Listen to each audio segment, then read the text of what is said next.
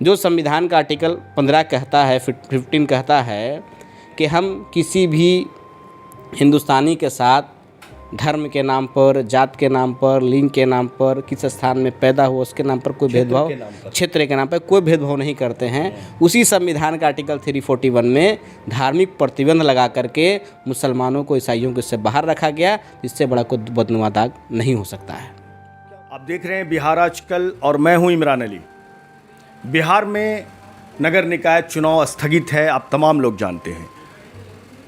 Patna high court के आदेश के बाद निर्वाचन आयोग ने चुनाव को स्थगित करा दिया था और उसकी ख़ास वजह ये थी कि बिहार में जो ईबीसी आरक्षण है उसको लेकर कुछ पेच है। दूसरे राज्यों में ईबीसी आरक्षण नहीं है, बिहार में ईबीसी आरक्षण को लेकर चुनाव आरक्षण के साथ चुनाव कराया जा रहा था। इसको लेकर कोर्ट ने आदेश दिया। मैं आया हूँ इन तमाम मुद्दों को लेकर, तमाम बातों को लेकर विचार विमर्श के लिए। अंसारी महापंचायत के और पसमानदा लीडर्स एवं बुद्धिजीवी मंच के संयोजक वसीम नैयर अंसारी साहब हैं। इनसे उन तमाम मुद्दों पर बात करेंगे क्योंकि ये इन दिनों बिहार के अलग अलग इलाकों में जा रहे हैं और इस जो आरक्षण विरोधी जो आदेश है इसको लेकर लोगों को जागरूक कर रहे हैं कि सरकार को या कोर्ट को इस मामले में पुनर्विचार करना चाहिए। और पुनर्विचार की बात जब आती है तो बिहार सरकार ने भी एक पूरा पुनर्विचार याचिका हाई कोर्ट को, पटना हाई कोर्ट को दिया है। इन तमाम बातों को लेकर हम बात करेंगे वसीम नैयर अंसारी साहब से। सर, आपका बिहार आजकल में स्वागत है। बहुत बहुत शुक्रिया, धन्यवाद। तो किस तरह का अभियान चल रहा है और क्या कार्यक्रम है? देखिए, हम लोग जो बिहार में हैं, जो हमारी बड़ी आबादी मुसलमानों की है, वो अति पिछड़ा के श्रेणी में आता है। पूरे बिहार में मुसलमानों को लगभग 35-36 जातियों में बांटा गया है, जो हमारा संविधान में बांटा गया है। उसमें 29 जातियाँ अति पिछड़ा के श्रेणी में आता है। 3 जो हमारे यहाँ जो कास्ट है मुसलमानों में, शेख सैयद पठान को जनरल कैटेगरी में रखा गया है, मलिक और कलाल बिरादरी को ओबीसी में रखा गया। इसके अलावा जितनी भी जातियाँ हैं, चाहे अंसारी हो, रैन बिरादरी के लोग हों, मंसूरी भाई हों, कुरैशी भाई हों, इदरीसी भाई हों, डफाली भाई हों, पमड़िया भाई हों, है ना, हलाल खोर हों, हवारी भाई हों, जितने भी तरह का छोटे छोटे जो कास्ट है मुसलमानों में, वो सारा का सारा ईबीसी के अंदर में आता है। अभी जो कि नगर निकाय चुनाव चल रहा था पूरे बिहार में, अचानक से एक हाईकोर्ट का डिसीजन आया कि ईबीसी आरक्षण को ख़त्म कर करके जो भी सीट जहाँ जहाँ ईबीसी आरक्षित है उसको ख़त्म करके जनरल ट्रीट करते हुए चुनाव कराया जाए। तो ये अति पिछड़ा के अधिकार का हनन हो रहा है। ये जो आरक्षण विरोधी जो अध्यादेश है इसको हम लोग नहीं मानेंगे। इसी को लेकर के पूरे बिहार में हम लोग, कोर्ट ने इतने लेट से ये फैसला क्यों दिया? ये चुनाव से पहले क्यों नहीं सहमति बनी? देखिए, ये मामला पूरा का पूरा पॉलिटिकल है। ये मामला भाजपा और जदयू के बीच का है और इसमें अति पिछड़ा समाज पीसा जा रहा है। हमारे जैसे लोग जो पसमानदा समाज से आते हैं, इनसे कोई लेना देना नहीं है। जब तक भाजपा और जदयू की सरकार साथ में चल रही थी, सुप्रीम कोर्ट ने 2010 में ही पूछा था कि आप इस तरह का आयोग बना करके 3 लेयर टेस्ट कराएं या जो भी चीज़ अति पिछड़ा का क्या पिछड़ेपन का स्तर जांच कराएं। लेकिन 10 सालों में ऐसा कुछ नहीं हुआ। कई चुनाव हुए, कोई बात नहीं, कभी बाधा नहीं बना। 3 बार नगर निकाय चुनाव हुआ अति पिछड़ा आरक्षण के साथ, 4 बार पंचायती राज का चुनाव हुआ, उसमें भी कभी कोई तरह का बाधा नहीं आया। इस बार चूँकि सरकार अलग अलग हो गया, नीतीश कुमार भाजपा को छोड़ करके गठबंधन के साथ चले गए हैं, इसलिए ये पूरा का पूरा पॉलिटिकल मुद्दा बनाया जा रहा है। और आप चूँकि पत्रकार हैं, आप लगातार पूरे बिहार में देख रहे होंगे कि भाजपा भी जगह जगह प्रखंड स्तर पर, जिला स्तर पर प्रोग्राम कर रहा है कि अति पिछड़ा का आरक्षण ख़त्म होने नहीं देंगे। नीतीश कुमार जी की भी जो पार्टी है, जदयू भी जगह जगह आरक्षण को बचाने का मुहिम चला रहे हैं और प्रखंड स्तर पर प्रोग्राम चला रहे हैं। तो हमारा कहने का मतलब है ये दोनों आदमी जब आरक्षण के पक्ष में ही हैं, बिहार में आपकी सरकार है, केंद्र में भाजपा की सरकार है, तो हमारे आरक्षण को फिर रोक कौन रहा है? तो आपका जो सम्मेलन है जी, इसमें क्या मुद्दा रहेगा? या देखिए, हाँ, कहाँ से लोग इकट्ठा होंगे? हम लोग 23 अक्टूबर को आपके पटना के जो गांधी मैदान के पास में IMA हॉल है, वहाँ पर आरक्षण बचाओ सम्मेलन का आयोजन किया है जिसका जो मेन मकसद हमारा है कि चूँकि देखिए नगर निकाय चुनाव में आरक्षण खत्म होगा तो सबसे ज़्यादा जो नुकसान इसका होना है मुसलमानों में जो पसमानदा समाज से लोग आते हैं उनका होना, चूँकि ये बहुत ज़्यादा पिछड़ापन का शिकार है। आरक्षण की वजह से कुछ सीटें लड़ जाते हैं, वहाँ पे जनरल कैटेगरी के लोग उम्मीदवार नहीं होते हैं, ओबीसी कैटेगरी के लोग उम्मीदवार नहीं होते हैं, तो उसमें जहाँ जहाँ आबादी वहाँ चुनाव लगे जीत के चले आते हैं। लेकिन एक बार आरक्षण ख़त्म हो गया तो नगर निकाय में जो वार्ड का पद है या चेयरमैन वाइस चेयरमैन का पद है या शहरी क्षेत्र में मेयर है डिप्टी मेयर है, वहाँ बनना बहुत मुश्किल हो जाएगा। ये तो एक शुरुआत है, महज एक शुरुआत है कि अभी हाईकोर्ट में चैलेंज किया गया है। लेकिन मामला जैसे ही एक बार नगर निकाय चुनाव से आरक्षण की सुविधा को व्यवस्था को ख़त्म कर दिया जाएगा तो इसका असर आगे आने वाले चुनाव पे भी पड़ेगा। नगर निकाय में अगर आरक्षण ख़त्म हो जाता है ईबीसी का तो इसी आदेश के आलोक में पंचायती राज में भी ख़त्म हो जाएगा। बिहार का दौरा कर रहे थे, इस दौरे में किस तरह की बातें, लोगों से फीडबैक क्या मिला? पूरा बिहार हम लोग घूमे हैं, जहाँ जहाँ जाने का मौका मिला सभी ज़िला में गए हैं और हमने इस बात को रखा।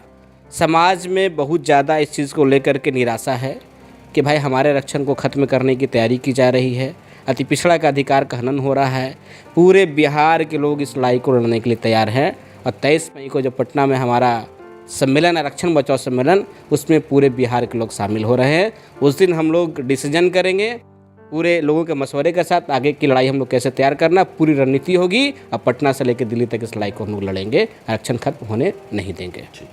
वसीम साहब, आप ये लड़ाई लंबे समय से लड़ रहे हैं, लेकिन ये जो पासमानदा लीडर्स हैं, पहले भी रहे, कई नाम से मैं वाकिफ़ हूँ बिहार में इसको लेकर के, जो मुस्लिम दलित मुस्लिम हैं, जो उसी कैटेगरी में आते हैं SC ST के, और वो काम भी वो करते हैं, लेकिन इसमें सफलता मिलती दिख नहीं रही है। तो क्या लगता है आप लोग का अभियान और क्या इसका इतिहास क्या रहा है?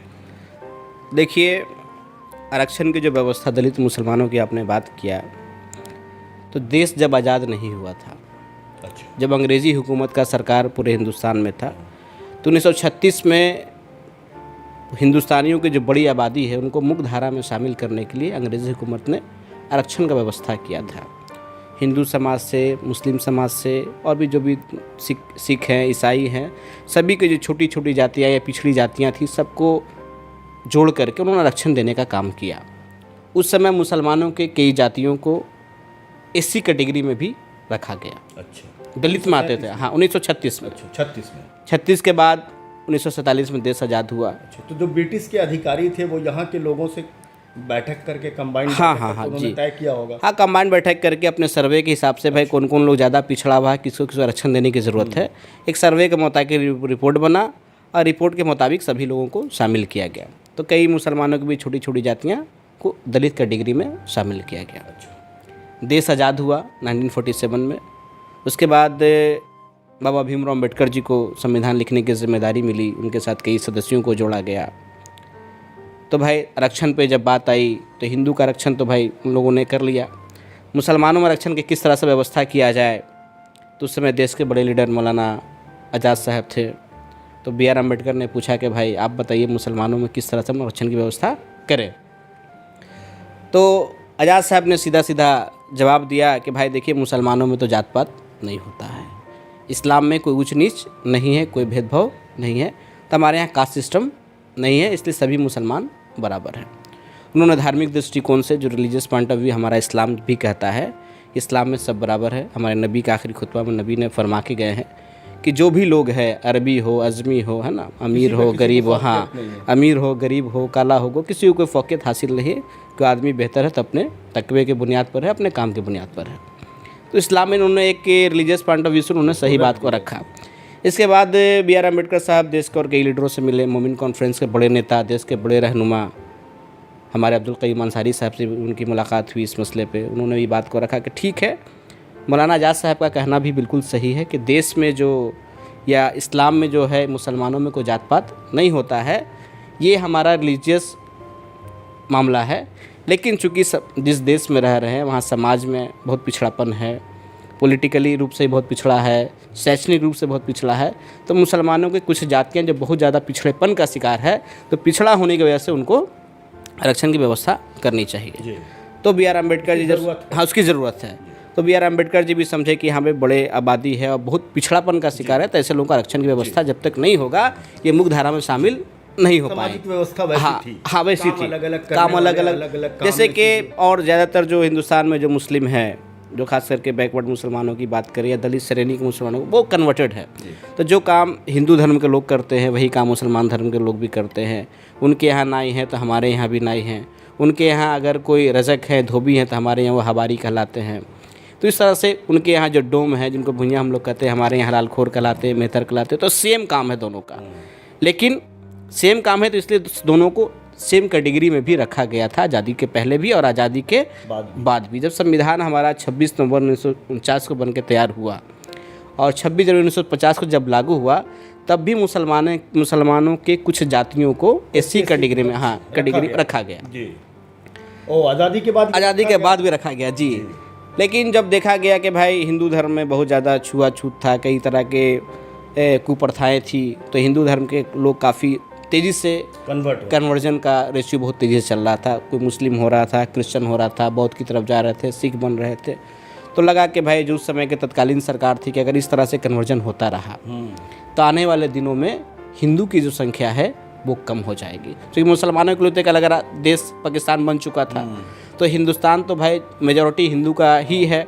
और इसमें भी जो हिंदू के जो मानने वाले लोग हैं, अगर वो भी धीरे धीरे धर्म के मानने वाले जो लोग हैं वो भी धीरे धीरे कन्वर्ट होकर के क्रिश्चियन हो जाएंगे, मुस्लिम हो जाएंगे।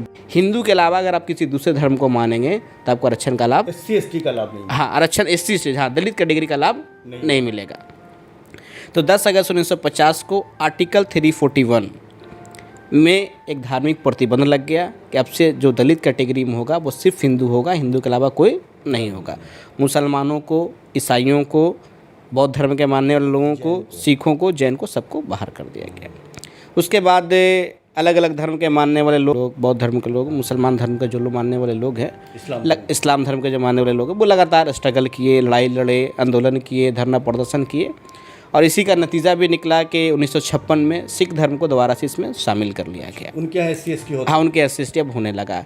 उसके बाद लगातार संघर्ष के बाद 1990 में बौद्ध धर्म के मानने वाले लोगों, जो पिछड़े लोग थे, उनको भी दलित कैटेगरी में शामिल कर लिया गया।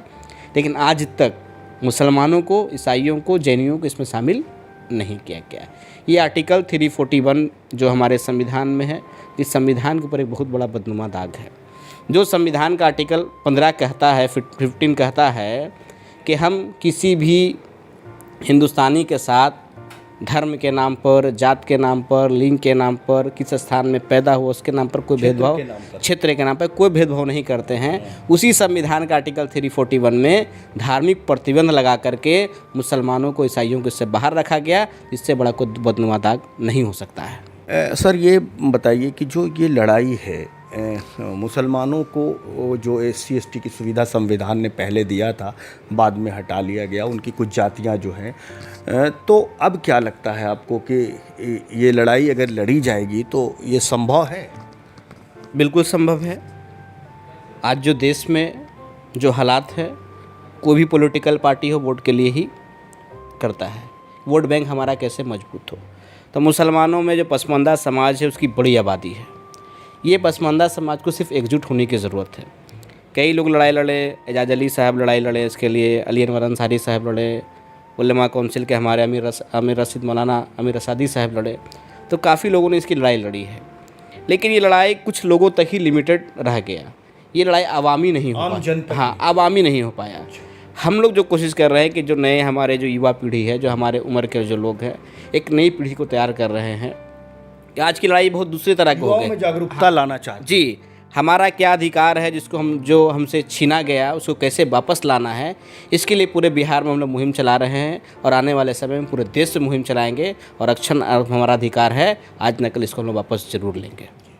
EBC आरक्षण को लेकर क्या उम्मीदें लग रही हैं आपको? अभी सरकार ने भी इसको लेकर पुनर्विचार याचिका दिया है। हाँ, सरकार ने अभी पुनर्विचार याचिका डाला है, जिसकी सुनवाई 19 अक्टूबर को होना है पटना हाई कोर्ट में।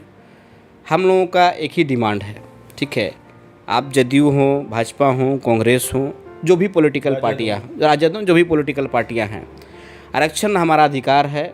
इसको तो हर हाल में आप चुनाव तभी कराएं जब EBC आरक्षण की व्यवस्था हो जाए। अदरवाइज 5 महीना लगे, 6 महीना लगे, 1 साल लगे, आप चुनाव नहीं कराएं। चुनाव कराएंगे तो बहुत बड़ा हंगामा होगा, बिहार को संभालना मुश्किल हो जाएगा। उम्मीदें क्या लग रही हैं? उम्मीदें, पूरी उम्मीद है कि हम लोगों को जो EBC का आरक्षण है वो फिर से बहाल होगा, 100% बहाल होगा। बिहार सरकार इसकी लड़ाई को लड़ रहे हैं, पूरे पसमानदा समाज के लोग लड़ रहे हैं, पूरे अति पिछड़ा समाज के जो लोग हैं, जितने भी तरह के पॉलिटिकल पार्टियां जो अति पिछड़ा का कहते हैं कि हम पार्टी हैं, वो लोग भी लड़ाई लड़ रहे हैं। हम लोग भी इसकी बहुत मजबूती से लड़ाई लड़ रहे हैं। तो हमारा जो मेहनत है वो रंग लाएगा। ईबीसी आरक्षण हर हाल में बहाल होगा। बहुत बहुत शुक्रिया हमसे बातचीत करने के लिए। बहुत बहुत शुक्रिया। बिहार आजकल का खासकर शुक्रिया। हम लोगों से आह्वान भी करेंगे कि बिहार आजकल जो है उसका जो इंटरव्यू है वो देखने लायक रहता है। इमरान साहब जो मेहनत कर रहे हैं उसको ज़्यादा से ज़्यादा शेयर करें, लाइक करें, कमेंट करें। Thank you sir. धन्यवाद। व्यूअर्स से आप सुन रहे थे, ये बातचीत हमारी ख़ास बातचीत थी। पासमानदा लीडर्स एवं बुद्धिजीवी मंच और अंसारी महापंचायत के संयोजक वसीम नैयर अंसारी थे। इन्होंने बहुत सारी तफसीली बातें बताई और इतिहास के आईने में बहुत सारी चीज़ों को रखा है। विवर्स बिहार में जो ईबीसी को लेकर नगर निकाय चुनाव स्थगित हुए हैं, उसको लेकर बिहार सरकार ने भी पुनर्विचार याचिका कोर्ट में दाखिल किया है। अब देखिए इनकी लड़ाई भी चल रही है, क्या निर्णय होता है और क्या चीज़ें सामने आती हैं, ये देखने वाली बात होगी। बहुत बहुत शुक्रिया विवर्स हमसे जुड़ने के लिए।